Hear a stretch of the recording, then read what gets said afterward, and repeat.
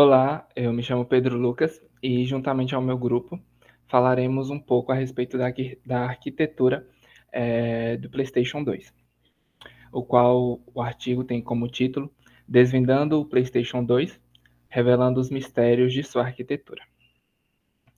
Bem, o PlayStation 2 é um console de jogos eletrônicos produzido pela Sony.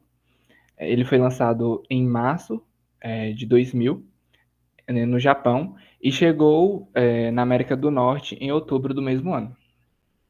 Para a época, a arquitetura do videogame era muito inovadora e assim tornando um dos consoles mais vendidos e influentes de todos os tempos, com uma impactante presença na indústria de entretenimento eletrônico. Olá, meu nome é Bárbara e eu vou falar um pouco do processador Emotion Engine. O Emotion Engine é o núcleo central de processamento do PlayStation 2. Desempenha um papel crucial na execução de jogos e do processamento de dados. Esse processador é baseado na arquitetura MIPS III R5900. Opera a uma frequência de clock de 300 MHz e possui uma capacidade de processamento de 6.2 GFLOPS, tornando-se um dos componentes chaves para o total desempenho do gráfico do console. A CPU Core do E revela uma arquitetura com instruções de 64 bits, subescalar de duas vias e instruções de multimídia de 128 bits, com estágios de pipeline que incluem seleção do PC, set de instruções, decodificação, execução, acesso a cache write-back.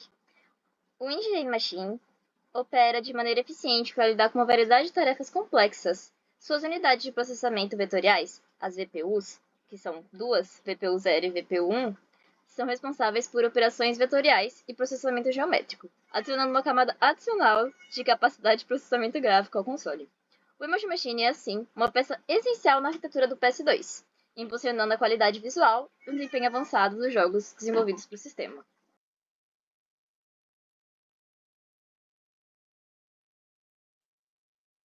Olá, eu sou o Murilo e fiquei responsável pela parte que toca a unidade de processamento gráfico, ou GPU.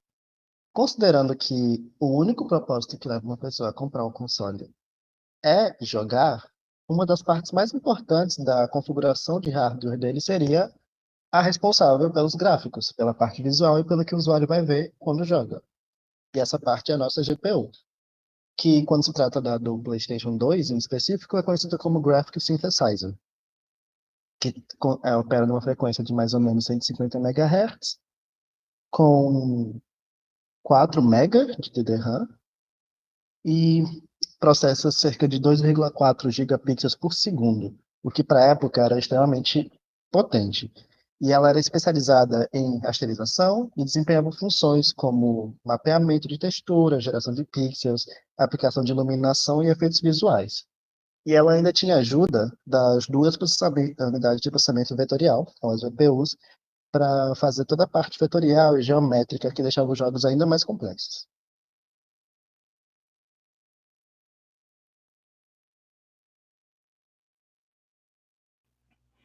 E dando continuidade com a arquitetura, vou falar um pouco sobre a unidade de disco óptico, o qual desempenha um papel crucial na leitura de dados, né, jogos e outros conteúdos também armazenados em CD e DVD. Essa unidade ela é responsável por ler os dados ópticos dos discos e assim fornecer as informações necessárias para que o console execute os jogos. A eficiência da unidade de disco contribui para uma experiência de jogo mais fluida no PS2, permitindo uma rápida leitura de dados e a transição, né, entre diferentes partes dos jogos. Além disso, a capacidade de reproduzir DVDs faz com que o PS2 se torne um dispositivo multimídia, né, proporcionando assim não apenas tornando não apenas uma plataforma de jogos, né, mas também servindo como um reprodutor de filmes e outros conteúdos que são armazenados em CDs e DVDs. E foi isso que tornou um dos pontos, né, que tornou o PS2 um diferencial para a época, porque além de ser um dispositivo de jogos, né, é também um dispositivo de multimídia, o que amplia o público-alvo, né, que não são somente pessoas, digamos, gamers, né, mas também pessoas que gostam de filme, de ouvir música, e isso contribuiu muito, né, com o sucesso do PS2.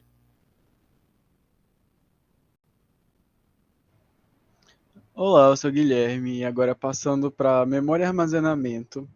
O PlayStation 2 ele possui uma arquitetura de memória e armazenamento que exerce um papel fundamental no seu desempenho e na execução dos jogos.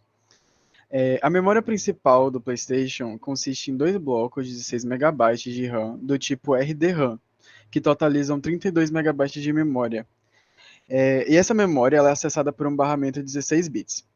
E apesar de inicialmente parecer limitada em comparação com o barramento interno de 128 bits do Emotion Engine, a configuração Dual Channel, utilizando dois barramentos independentes de 6 bits para cada chip de RAM, é implementada para melhorar a vazão de dados, resultando em uma vazão teórica de 3,2 GB por segundo e mitigando os problemas de latência. Além da memória principal, o PlayStation 2 também conta com uma unidade de disco óptico para armazenamento físico de jogos, suportando diversos formatos, como CD-ROM, CDR, DVD-R, DVD-RW. E essa unidade é responsável pela leitura e carregamento dos dados dos discos ópticos, e isso permite a execução de jogos e outros conteúdos. Além disso, o console suporta cartões de memória para salvar progresso nos jogos, proporcionando uma forma adicional de armazenamento. E a combinação de uma estratégia eficiente de memória principal e a capacidade de leitura de discos ópticos contribui para a versatilidade e o desempenho do PS2, oferecendo uma experiência de jogo abrangente e envolvente. E, em conclusão, a arquitetura do PlayStation 2 se revela uma síntese complexa e eficiente de componentes que impulsionaram a sua performance gráfica e imersão nos jogos da época. O Emotion Engine, como já dito, com a sua CPU e a unidade de processamento vetorial, lidera o processamento, e isso proporciona uma base robusta para o console. A unidade de disco óptico, junto com a estratégia de memória principal, contribui para a versatilidade e a capacidade de armazenamento, enquanto a GPU, especializada em rasterização, desempenha um papel crucial na criação de ambientes visuais. E essa combinação harmoniosa de elementos técnicos tornou o PlayStation 2 um marco na história dos consoles de videogame, oferecendo experiências de jogo avançadas e estabelecendo padrões para gerações subsequentes. E obrigado.